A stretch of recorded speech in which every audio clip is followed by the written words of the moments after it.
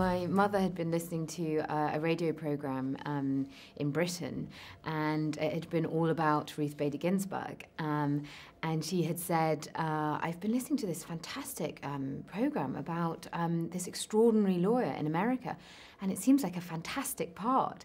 And so then a few months later, when I got the script, she was absolutely right, and I read it very quickly and absolutely loved it, and it was a complete no-brainer.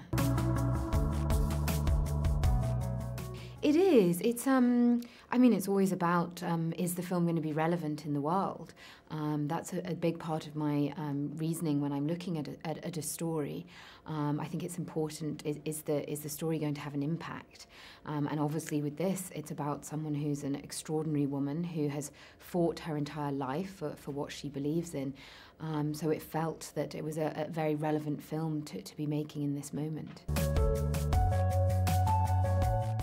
I feel that cinema can have a huge impact in the world. It can definitely change the way people think and the way people feel and the way they act. So there's always an element of activism in filmmaking if you believe in the story that you're telling. I think it's probably a combination of all those things. I think the more you do something, the better you get at it. So I think practice, I think definitely hard work, perseverance, determination. I always say to young people wanting to get into acting, I always say do other things as well. Produce, write, direct. The more that you are in control of the material, I think the more you can create your own opportunities too. I've had a fantastic career in the sense of being able to move all over the globe, and that's what's been really rather wonderful, is the international nature of it. And I first started going to the States. The first film I did out there was a film called Like Crazy, where I absolutely fell in love with the country, and I had an incredible time making that film, and so it always has a very special place in my heart.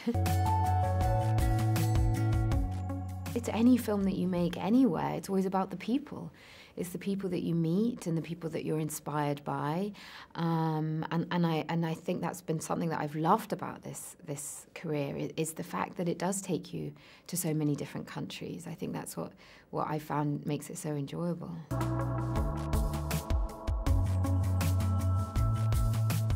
Oh my gosh! I mean, one of the most oh gosh, that's quite that's quite I can't quite think. I think it's been fascinating just how people have really taken Jin Erso into their hearts. I feel she's really had an impact in the way people feel about women in the science fiction universe. I think that's what's been so special about it, that she's such a pioneer. And it was interesting playing Ruth Bader Ginsburg, how Ruth Bader Ginsburg is also someone I feel who has the force within her. You came into my life. Welcome to Harvard Law School. I'm Ruth Bader Ginsburg. And why are you here, Miss Ginsburg? Occupying a place that could have gone to a man. You're the smartest person here, so just say what you know. Mr. Fitzpatrick. Last week, I was told women are too emotional to be lawyers. You can't quit.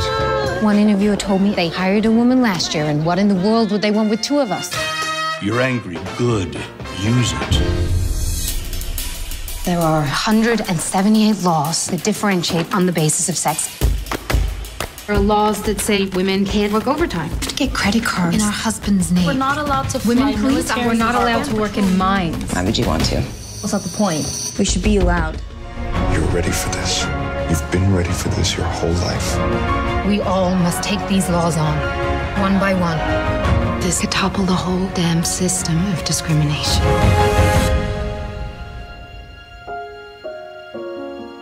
The word woman does not appear even once in the U.S. Constitution.